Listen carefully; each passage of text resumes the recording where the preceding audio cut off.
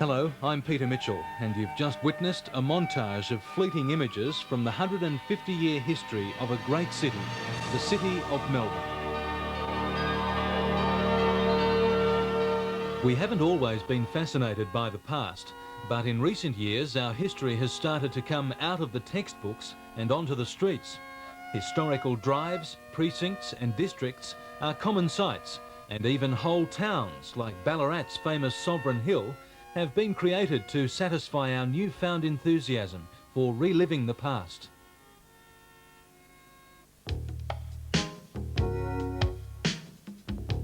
This year it's been Melbourne's turn to celebrate 150 years as a city, and as we'll see, the anniversary's events and the talented and energetic Melburnians who brought them to life have made it a year to remember. But first to our city itself. Melbourne's often been characterised as the quietly conservative capital of a quaintly conservative state, and with its lifeblood draining in the wake of our post-war suburban sprawl, Melbourne did seem to become pale and inert. But in recent years, the city's re-established itself as vibrant and exciting, a place where entertainment, the arts and the life of the streets beat to a quickened pulse.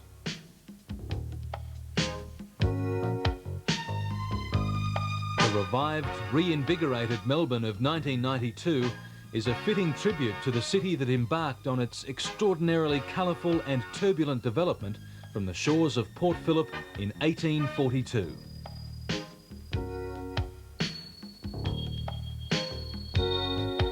Professor Graham Davison has long been fascinated by Melbourne's changing face.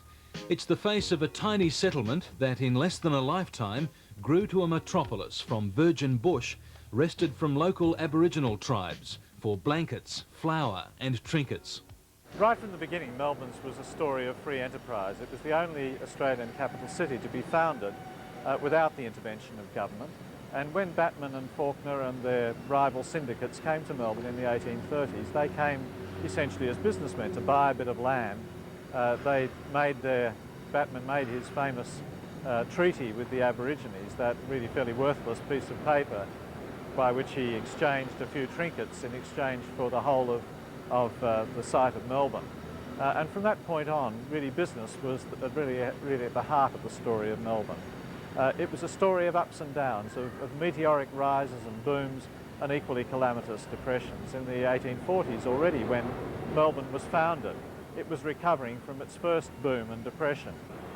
People were so hard up in Melbourne that when the rate collector went round to collect the first rates, he found that most people refused to pay, and the councillors were left to deliberate in a kind of financial vacuum. Of course, there was then a marvellous period of growth during the 1850s, following the gold rush, when Melbourne more than doubled its population in a decade. And then there were further booms in the 1880s, again the period of marvellous Melbourne. But by the time Melbourne came to its 50th anniversary in 1892, once again we were entering a period of depression. There were vacant office buildings, there were companies going bust, there were bankruptcies, there were the corporate entrepreneurs of the day were going through the courts. And so on that anniversary, Melburnians once again were looking around rather ruefully. In the 1890s, a local poet composed a bit of doggerel in which he said, ours is a city ever in extremes, or in a nightmare or in golden dreams. And that alternation, I think, has been part of the city's dynamic.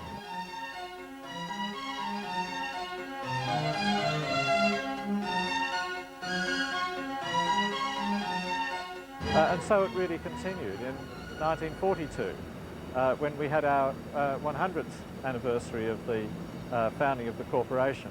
We were, of course, in the midst of a war. Darwin had lately been bombed. There were, of course, the Allied troops were in great difficulty. So if Melbourne in 1992 seems to be in hard times, there's nothing very unusual about that. We've had a bit of a history of unhappy birthdays, but in between we've had some periods of remarkable growth and I think of extraordinary civic progress as well to celebrate.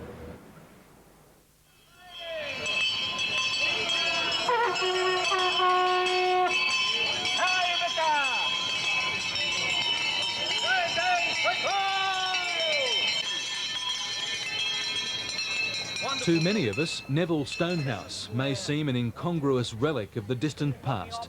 But when the city of Melbourne decided its 150th anniversary was worth celebrating, one of the first vacancies advertised was the medieval position of town crier. As winner of the 1991 International Town Crying Championships, Neville cut a swathe through the local competition to land the job that most of Australia's 34 working town criers would give their best bell for. Oh, yay! Oh, yay! Oh, yay! Melbourne's 150th celebration year. And we've had so many parties, celebrations. Melbourne will do anything to have a parade or a party. It's the festive city of the Southern Hemisphere, if not the world. And the 150th celebrations has given them the opportunity to celebrate. And today we're right here they come, right here once again at this wonderful Melbourne parade. Melbourne, 150th year, we've got a lot to thank you. Thank you for giving us the opportunity to celebrate Melbourne's 150th!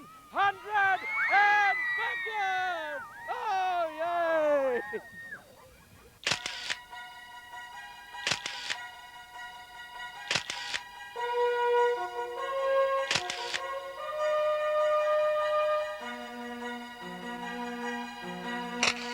Like Neville Stonehouse, Melbourne photographer John Gollings has a natural affinity with the texture of city life.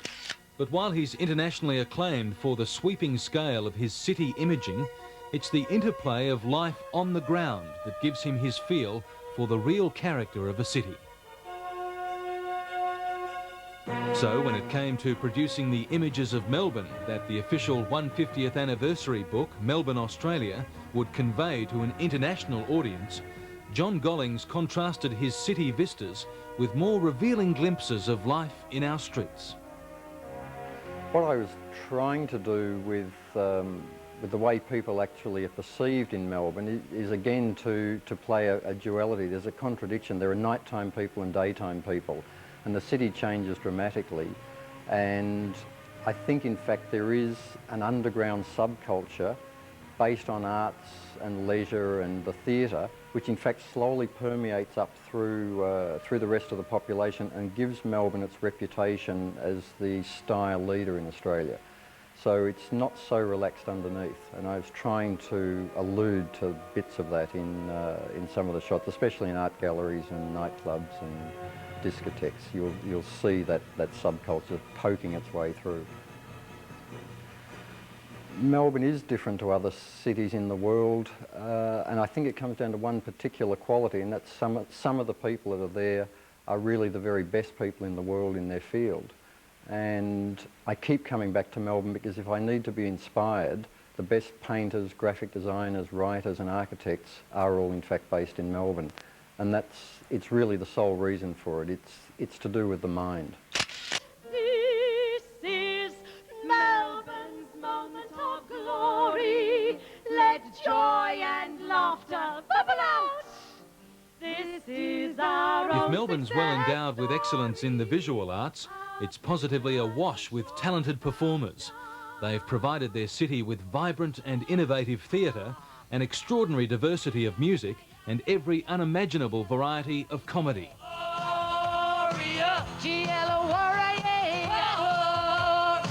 Let's just kiss and say goodbye. Oh yeah, here we go.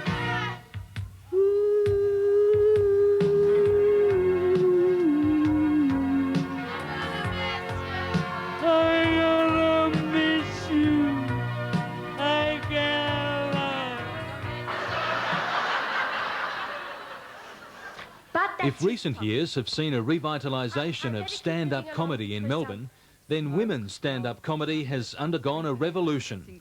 In a performing art that was virtually bereft of female practitioners, we now have an almost hyperactive serving of comic variety and talent.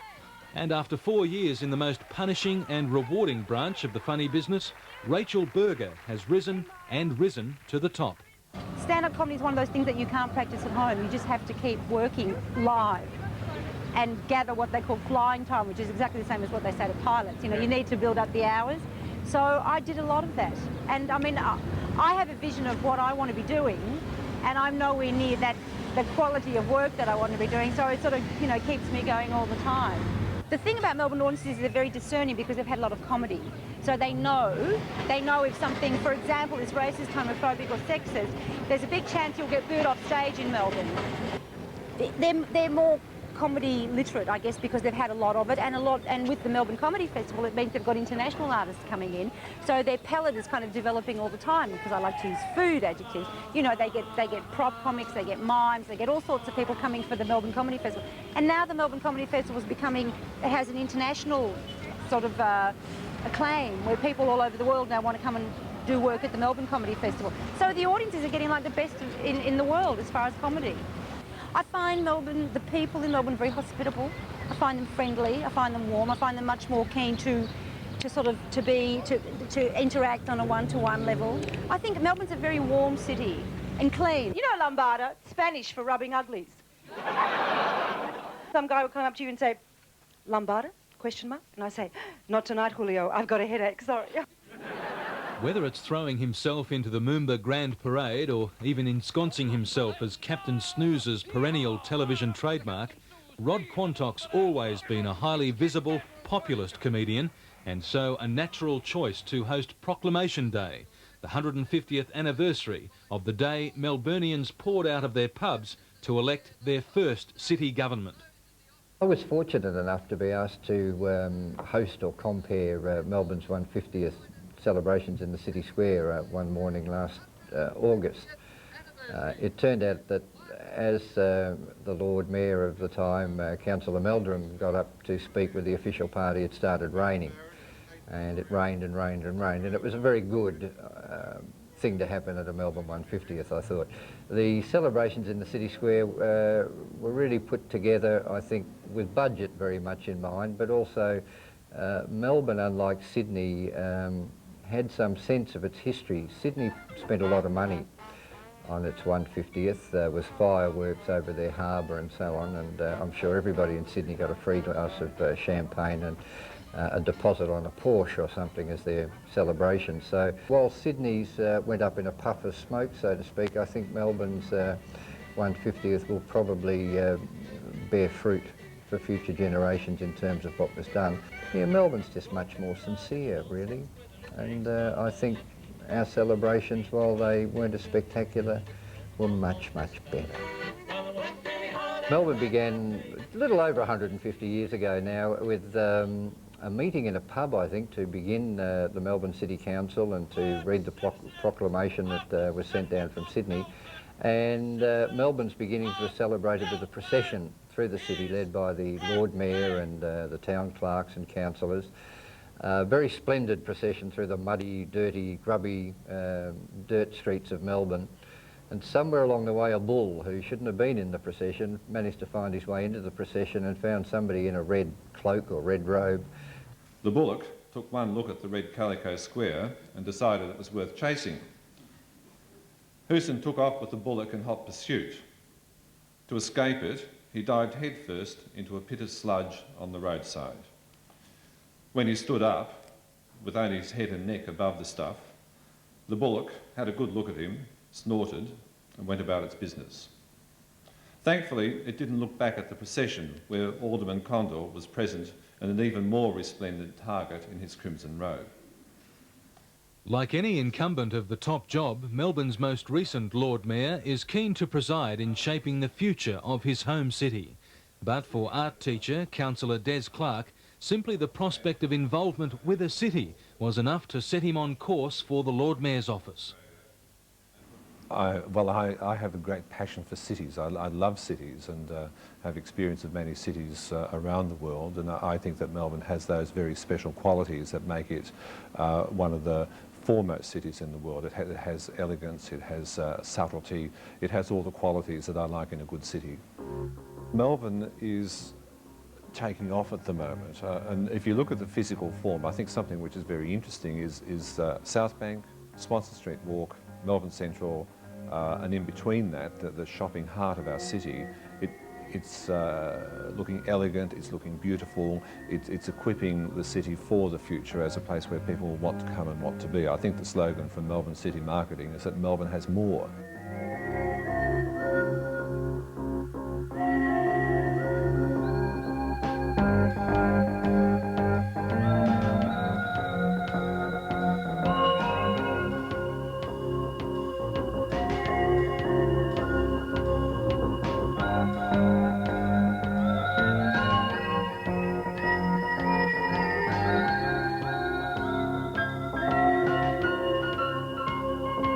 Whatever the future might hold for Melbourne, it's long had a reputation as a city with style. And if at times that's been less obvious on its streets than it is today, it's always been abundantly apparent in the city's art and industry of fashion design.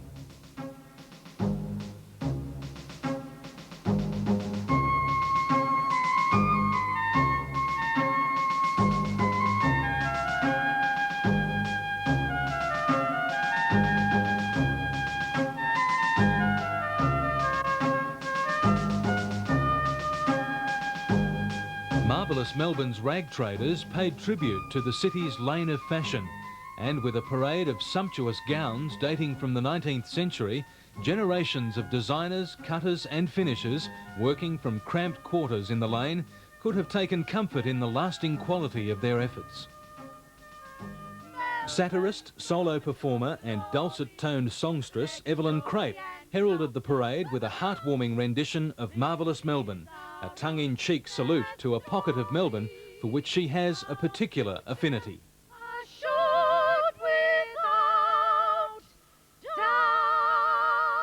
When I agreed to sing at the Hyatt, and Tommy Kalinske, who performed with me and is obviously Jewish and a wonderful pianist and performer, both she and I, our family backgrounds are Polish.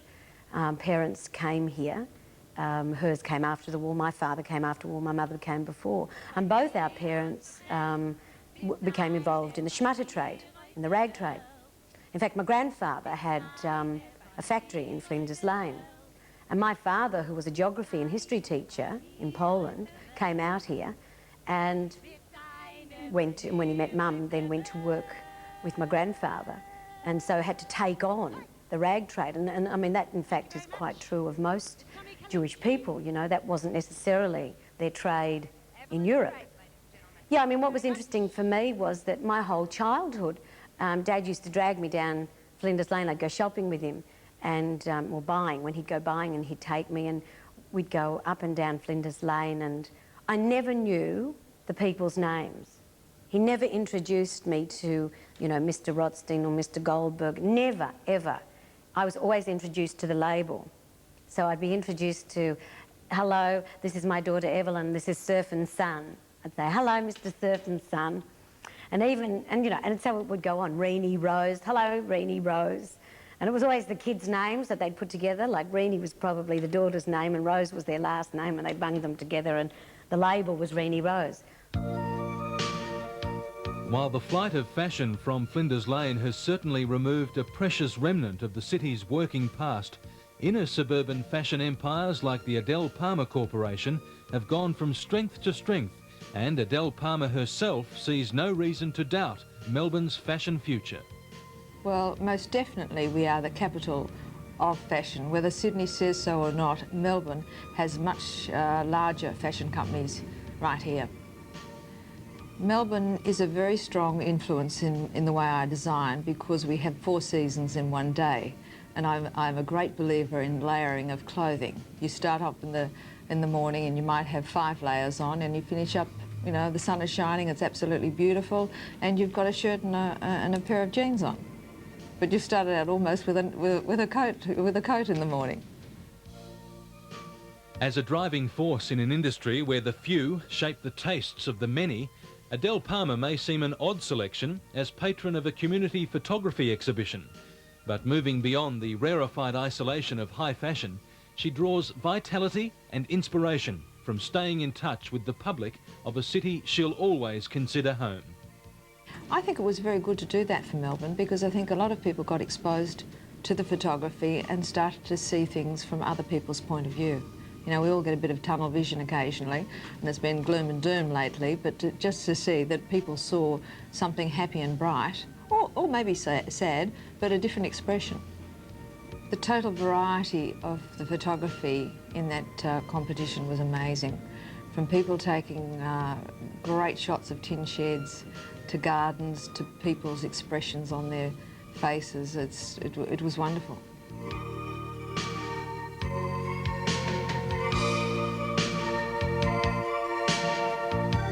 If photography can provide an outlet for people's art, then the W-Class tram can certainly provide for their travelling entertainment. Writer Paul Davies sees the trams as a bit like Melbourne itself, old and worn on the surface, but full of creative potential on the inside. And he's exploited that potential to the full in the Tram Show. The Tram Show was a very appropriate production to put on during Melbourne's 150th celebrations, because I believe it is a uniquely Melbourne theatrical event, and it celebrates the tram system, which is, again, a unique Melbourne phenomenon. Melbourne trams, more than any other public vehicle I can think of, are places which are melting pots for people from all strata of society who come together and interact in ways that don't often happen on other forms of public transport. Melbourne people clearly have a kind of love affair with their trams. They're, a lot of them are very old, like these trams behind me now. These W-Class trams have been around for about 60 years. We do our show on a tram like one of these. They don't have steering wheels, so I think there's sort of like a security about that. You know exactly where you're going. No, he's not. He's a good-looking man, and he's not staying with you. You're ripping his shirt, right? Okay. I know yours. I love you. I don't love you. Why can't we just talk about it?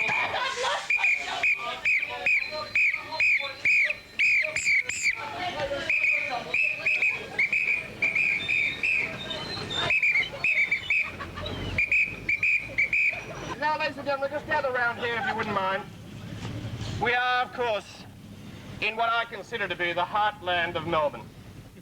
Obviously, there's never a dull moment out here on the tracks, but in the end, you couldn't take a tram show seriously if it didn't have a conductor who could talk and talk and talk. I think without question the spirit of bonhomme between the people of Melbourne, I think, is a major factor. We are a different race. Oh, yes, well, obviously we're human, but the ability to break out of ourselves and to embrace many other cultures that come and share our city, I think is unique. I think, well, of course, we've seen it in New York, obviously London. Sure, the French have had a fair influence of that in Paris, but I think in the Southern Hemisphere as such, I think Melbourne is quite unique in this area, certainly much better than, say, Townsville or even Cairns. Thank you. No worries. What's this then? Monopoly money? Have you seen a pound note before? It's not legal tender. It's been in my family since the royal visit 1954, love. Daniela, I can't take pounds. Look, it's the same queen, only younger. Oh, I can't take it. You're sick, you realise that? Won't take a quid off a lady? Look, either you sit down and shut up, or I'm going to get the driver to chuck you off. Now, as well, as we come down here, please don't be frightened of me, ladies and gentlemen. I'm the one they usually attack, okay? Come on, come on, come on, freeloader, freeloader. From the near anarchy of the tram show to the overwhelming formality of the Lord Mayor's ball, Melbourne, at a mature aged 150, seemed to provide something for every taste.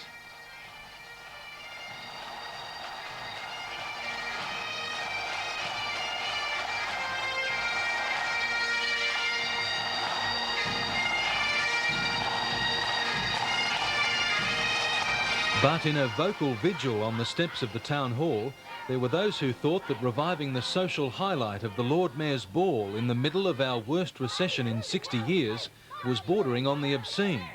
But former Lord Mayor Richard Meldrum and his wife Colleen were determined to enhance the profile of city government and its ceremonial top job. And the Lord Mayor's Ball was all part of the plan. My favourite thing was the Lord Mayor's Ball, of course, after 22 years.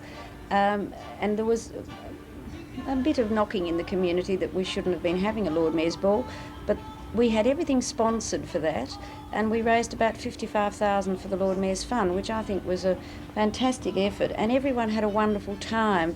There were a few people demonstrating outside, and I'd say a few, half a dozen, because we were spending council money. We weren't spending council money, we were just trying to raise money, and to also celebrate our 150th with something that was a tradition for a long time, the Lord Mayor's Ball, and hasn't been held for, it was 22 years, wasn't it? 1970 was the last time, I think. There hadn't been anything quite like it since the amazing adolescent frenzy that swamped Melbourne when the Beatles and the Rolling Stones first hit town. Whether or not Richard Meldrum was overcome with a rush of nostalgia, his mayoral speech handing the keys of the city to the new kids was drowned by the wave of screeching adulation greeting this latest projection of rock industry hype.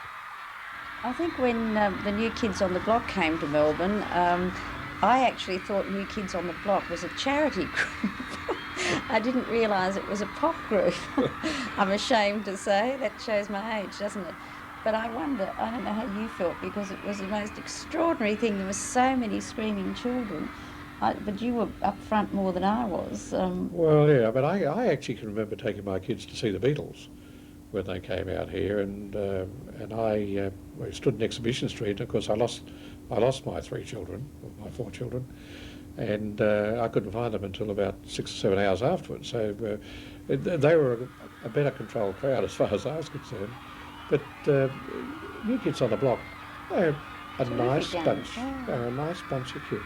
You know, it hadn't gone to their head, I suppose, yet. But they were pleasant. They were friendly. It was a good experience. It was quite amazing, because they seemed more excited about having their photo taken with you in your robes than they were about receiving the key. Yes, yes. I mean, well, there was only one key for 4 of them.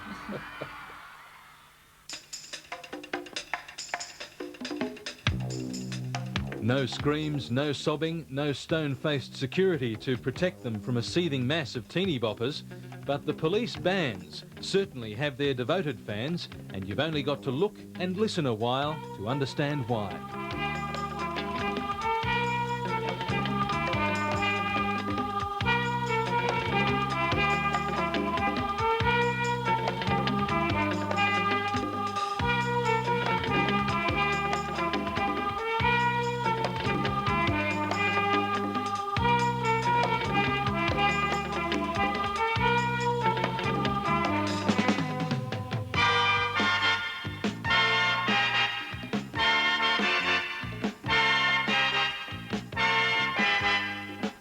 This year, with a century of music under their belt, the Victoria Police decided to make their musical presence felt on Melbourne's 150-year-old streets. Hence the City Beat program that's seen them performing in parks, gardens, squares and station platforms around the city. It's a long way from the gentle world of sponsored concerts to the hard-edged business end of rock and pop. In an industry that tends to ignore or sensationalise new talent, a band with a following that's loyal for over a decade is more the exception than the rule. But as Melbourne's turned 150, the Painters and Dockers have been around for 10 years on, and lead singer Paul Stewart says that's in one of the toughest cities on bands in the world. It's like I can remember once I was in New York and I went to this club there to see the latest band in town, and if they'd walked on at the Prince of Wales in St Kilda and did what they did, they would have got beaten up, you know, because the standard of their music was just so poor. But like, and in Melbourne, like you've got to be good to cut it in this town, you know, because there's so many bands, and to get, you know, sort of a foot above the rest, you've got to have some kind of talent, you know. But bands I've seen in England and America have been absolutely appalling. And I think one reason why, you know, Melbourne produces so many good bands is bands you have to play for 3 or 4 years before they get a deal, so they know their sort of ropes a bit, whereas overseas they're manufactured and just thrown together and, you know, do their first gig in front of 20,000 people, whereas the first gig here is likely to be at the Esplanade in front of 2 drunks and a dog. Paul Stewart, the lead singer of the Painters and Dockers. Helping to get Melbourne's 150th celebrations off the ground, Paul jumped in and joined the Friends of Melbourne support group.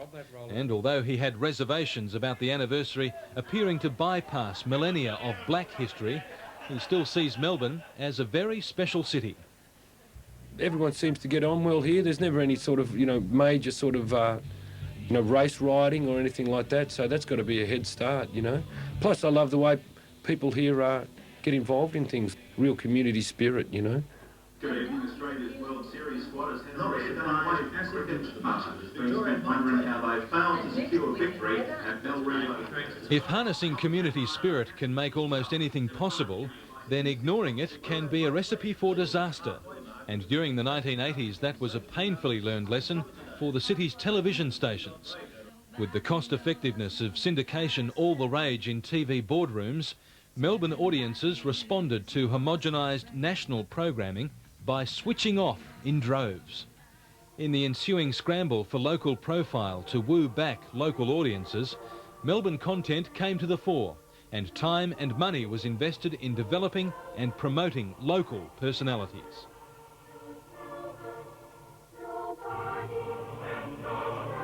One of the most successfully launched local media personalities has been Channel 7's Jennifer Kite. Avoiding the temptation of an early media blitz to establish Jennifer's local credentials, her promotion was gradual, matching her growing acceptance by Melbourne audiences as an established and respected media presence. Melburnians are very discerning people, and I'm born and bred in Melbourne, and yes, I do love Melbourne very, very much.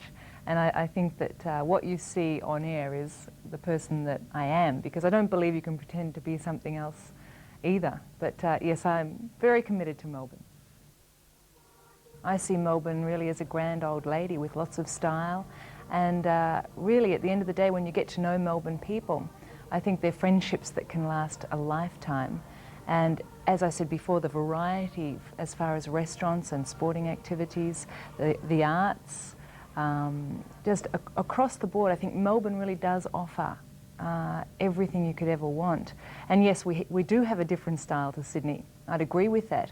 But on one hand, while we say we may be more conservative in some areas, I think with news, it's interesting to note that Sydney still has 3 males presenting their commercial news bulletins in Sydney who are all over the age of 50, whereas Melbourne at least has a female on the commercial network plus females on the other networks. But I've grown up in Melbourne. I think, audiences have grown up with me as well. And I think the association in the media, as I say, goes back for 12 years now. And I think that's why Melbourne do say, okay, she's a Melbourne girl. Yes, I am.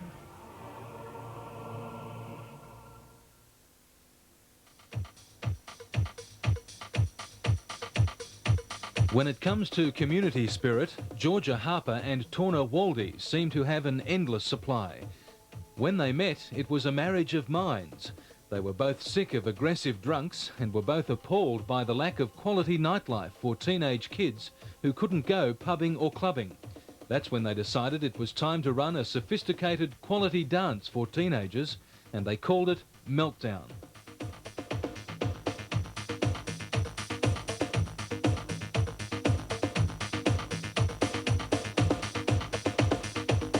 In Melbourne, people tend to come together, I think probably because we've got really good public transport, so everyone can get to everywhere, really. And having a party in the city is the ideal place to do it because everyone can come centrally located. It's very central and everyone gets there. We thought a long time about that, to find the perfect venue for this particular party we wanted to put on. And it's just access, it's so easily accessible, right in the middle of the city. Anyone can get to it from any suburb. It's just ideal. And I think last year we were pretty much blown away at the fact that we opened the doors and everyone ran in and just had decided that they wanted to have a good time, hit the dance floor, and it just went wild. That's the most important thing. And it was just, it's something that I haven't seen, like, in terms of underage clubs or anything before, just that sort of event atmosphere that it had. It's great. Come on, let's work. Come on, let's work. Come on, let's work. It may seem difficult to imagine that the noisy teenage bustle in Hungry Jack's is all happening just a few blocks from the quiet elegance that pervades Mietta's restaurant. But the spirit that animates Georgia Harper and Torna Waldy, the desire to provide excellence for people they care for, also moves Etta ODonnell. To me, being a restaurateur means providing hospitality. And providing hospitality means providing excellent food, wines, good service, pleasant surroundings. And I think that in itself is entertainment. And I was very pleased to put on a number of events for the 150th, two in particular which celebrated two of our famous singers. One which was here in the lounge at Meatta's, which celebrated the life of Melba, and the other which was held in the reception room at the town hall, which celebrated the life of Ada Crossley.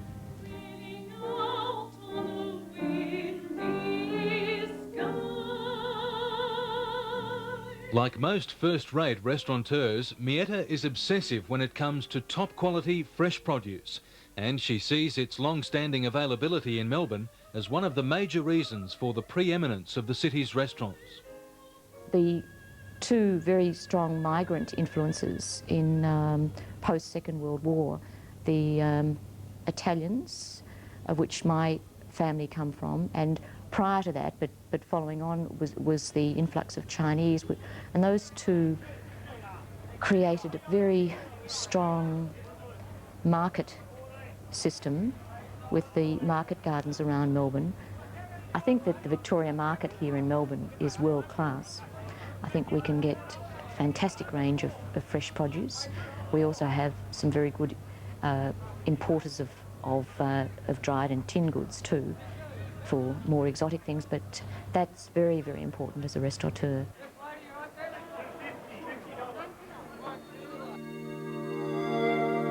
Like Etta ODonnell, Merca Mora flourished with the aura of excitement and enterprise that grew from Melbourne's post-war influx of European migrants. But Merca was herself part of that influx, and with creative flair and energy intensified by the trials of her sheer survival, she took to the world of food and art in Melbourne with characteristic gusto. Everything was possible if you had ideas and something to give to this beautiful city of Melbourne. I think Melbourne is a more aware, Melbourne has changed a lot. Melbourne is a cultured city. If you say the word art, people straight away react and know what we're talking about. In the 50s, nobody really knew except a little nucleus. I mean, in the 50s, we only had one art patron, and the gallery was not right, very backwards. Now we have a National Gallery that shows all the different cultured, and that's, we have grown up. We are more cultured. I think if you're not cultured, you don't grow, you turn into a little, I don't know, into a little carrot. Somehow gets out of Dale. Peter Matera. No celebration of Melbourne's 150th anniversary would be complete without reference to sport. And 1992 was, for many Melburnians, the blackest year in its football history. With an expanded interstate competition, the inevitable at last occurred. Football's most treasured prize for the first time left Victoria. But amidst the sporting gloom, there was more than adequate compensation. Around 120 Olympians from the most comprehensively successful Australian team for many years returned to Melbourne's welcoming parade. The city's new Lord Mayor, Councillor Des Clark, offered the congratulations of all Melburnians as he greeted them, but perhaps for the crowd, the morning's highlight was the chance to see and hear that modest but monumentally talented swimmer, Kieran Perkins, at first hand. So thank you, everyone. Kieran Perkins, ladies and gentlemen. One of the final flourishes of Melbourne's 150th birthday bash was the Street Olympics. And for watchers aspiring to be doers, there was every reason to simply have a go.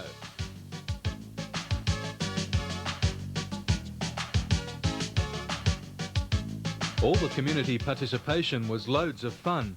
But in the end, it was the elite competition of the Swanston Mile that provided the day's climax. An absorbing series of events for runners, Paralympians and cyclists, the Swanston Mile was also a fitting culmination to 12 months of celebrations, that Melbourne in 1992 offered as tribute to a century and a half of its history.